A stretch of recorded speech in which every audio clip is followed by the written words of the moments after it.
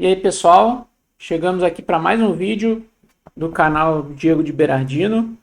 Venho trazendo aqui a partida da minha primeira norma de Grande Mestre, lá no ano de 2008.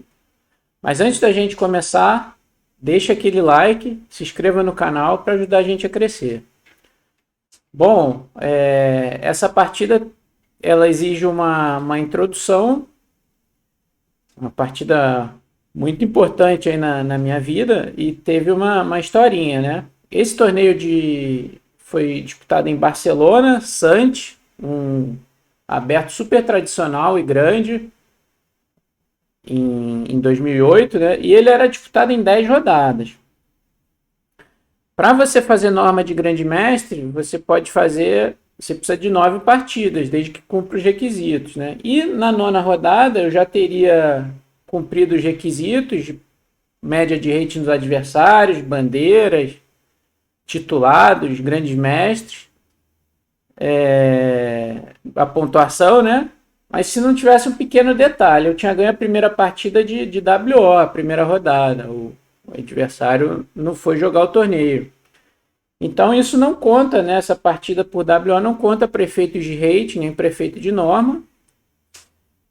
Daí então eu tive um exame adicional. Foi a última rodada, a 10ª, contra o GM inglês David Howell. Tinha 2.561 na época. E eu precisava empatar para fazer a norma de grande mestre.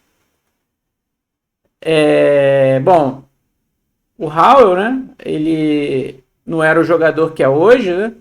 Ele já bateu 2.712, é o pico de rating dele. Hoje tem 2.670. Mas já era um jogador muito forte, grande mestre consolidado, e ele queria ganhar, tentar a melhor colocação possível. A gente estava bem ali na briga pelas primeiras colocações nessa partida. Então eu joguei E4, nessa época eu estava jogando quase só peão-rei praticamente, e ele jogou E5, ele sempre gostou de jogar responder 4 com E5, depois adicionou outras coisas e tal, mas continua também até hoje mantendo seu E5 ali no repertório. E eu joguei a Rui Lopes. A6, sem berlinesa, bispo A4, cavalo F6, roque, bispo E7, torre E1.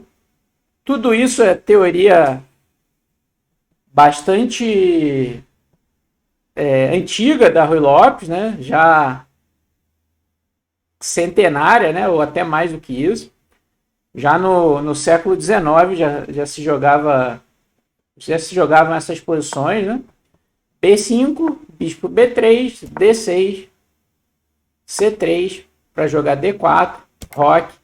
E aqui é o seguinte, né? A teoria na época e hoje também, né? Principal é H3, né? O lance mais jogado aqui é H3 para jogar o D4 sem ter bispo G4, essa cravada aqui. No entanto, é possível jogar D4, foi o que eu fiz, chamada variante Yates, uma homenagem a um jogador do início do século passado. E é claro, as pretas jogam bispo G4, agora elas ameaçam algumas coisas, como tomar, eu vou ter que tomar de peão para não perder aqui em D4. E aqui tem duas opções interessantes para as brancas, D5 ou bispo E3, que é o lance que eu joguei. Aqui nessa posição, reparem que o peão de E4 está no ar. Aqui eu tenho o bispo D5, que ataca os dois cavalos. Por incrível que pareça, essa posição as pretas podem jogar ainda com dama D7, toma o cavalo e D5, atacando o bispo com a ideia de E4. Mas aqui eu posso devolver a peça com vantagem. Bispo toma, rei toma e D toma E5. E reparem que se jogar cavalo toma E5, eu posso jogar cavalo toma E5 atacando a dama. Se tomar a dama em D1, eu tomo em D7 e ganho uma peça. Então, depois de D toma E5, eu mantenho um peão a mais e uma posição favorável aqui para as brancas, embora não seja perdido para as pretas, dá para jogar isso aqui. Outro lance aqui muito comum é tomar, peão toma e jogar cavalo A5. E o bispo pode vir para C2 e as pretas podem jogar cavalo C4 ou C5. São as linhas principais, inclusive, da variante E8. O Raul jogou bispo H5, que é um lance também bastante jogado aqui, já antecipando o H3. Inclusive, é o lance que eu joguei aqui, é um lance útil. Não só controlando a casa G4, como preparando o G4 em muitas variantes aqui para as brancas. E aqui ele jogou contra-atacando no centro, com peão toma, C toma e D5. Tudo isso era teoria e eu tinha estudado bem nessa época. E5, cavalo E4, cavalo C3, ele toma, peão toma e dama D7. Bispo C2. Então o bispo vem para essa diagonal onde ele está mais ativo. Tá? Uma das ideias das brancas aqui, é avançar a maioria de peões na ala do rei. Reparem que a gente tem 4 contra 3. Então, G4, tirar o cavalo, avançar F4, F5. É uma ideia muito importante nessas posições. As pretas, por sua vez, elas têm uma maioria na ala da dama, que elas podem usar para atacar aqui. Além disso, eu tenho uma fraqueza na casa C4, né? Cavalo A5, cavalo C4 é uma ideia. Também cavalo A5, C5. É uma posição com chances para os dois lados. Ou o cavalo D8 também, que foi o lance aqui do meu adversário, do Raul. O cavalo libera o caminho do peão C e ele pode vir para E6 aqui, onde ele vai ficar bem colocado. E aqui aconteceu o seguinte. Eu me confundi e joguei G4, que não é um lance bom. G4 aqui é duvidoso, digamos assim. O lance principal é dama B1 aqui, e depois, o curioso é que um mês depois eu voltei a jogar com o Raul, num torneio na Suíça, e eu joguei o lance certo, dama B1, mas ele estava super bem preparado, jogou muito firme e acabou me ganhando a revanche, né? Aqui talvez o fato de eu ter errado o lance talvez tenha me ajudado. Meu adversário saiu das análises dele. G4, bispo G6. Reparem que o sacrifício aqui não vai a lugar nenhum. Eu posso aqui jogar, por exemplo, rei H1 e esse cheque cobrir de cavalo, não tem nada, né? Então, o sacrifício é furado.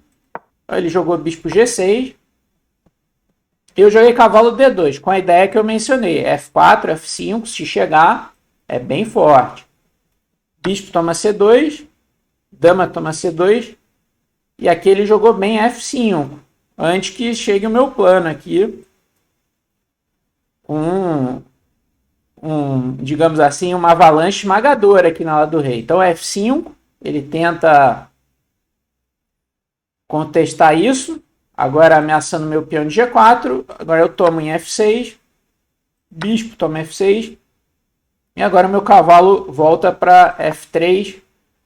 De olho nessa casa que apareceu ou nessa aqui.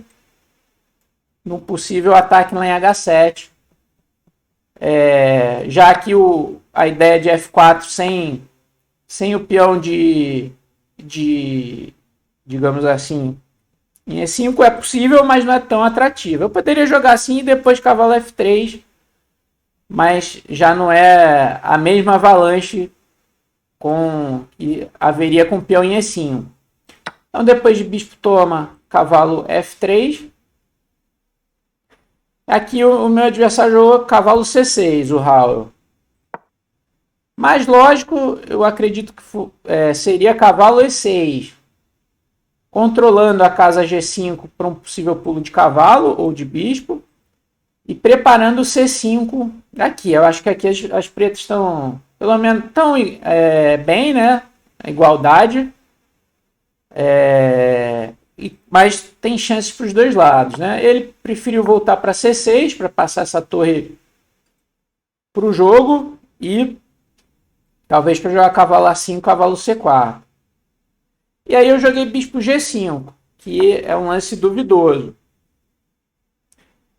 Aqui, porque eu não vi a possível resposta dele, tá? Mais forte seria rei G2, lance profilático, tá? Defendendo o cavalo, e aí sim com a ideia de bispo G5 numa condição melhor, como a gente vai ver, seria um lance importante. As brancas estão um pouquinho melhores aqui. No entanto, contra bispo G5, duvidoso, o meu adversário cometeu um erro, provavelmente aqui quase decisivo, tá? Não chega a ser decisivo ainda, mas vai me permitir um ataque bem forte, que é H5. Ele tentou explorar aqui a minha ala do rei um pouco enfraquecida, né? Se eu tomar, ele está tomando em H3 e tal, e ele ameaça tomar aqui. No entanto, o lance forte que ele tinha, e era um lance difícil, era bispo D8, aqui exclama, e agora a gente vê porque o rei G2 estaria bem, né? Estaria defendendo o cavalo. Agora, se bispo toma D8, ele pode tomar o cavalo, eu posso jogar rei G2 atacando a torre e defendendo o peão, ele joga dama F7, eu volto com o bispo e ele triplica ali na coluna, mas as pretas estão muito bem, aqui o próximo lance é H5 e a minha ala do rei está um pouco enfraquecida, as pretas estão um pouco melhores aqui. Depois de H5, agora eu jogo bispo toma F6, torre toma F6 e cavalo G5.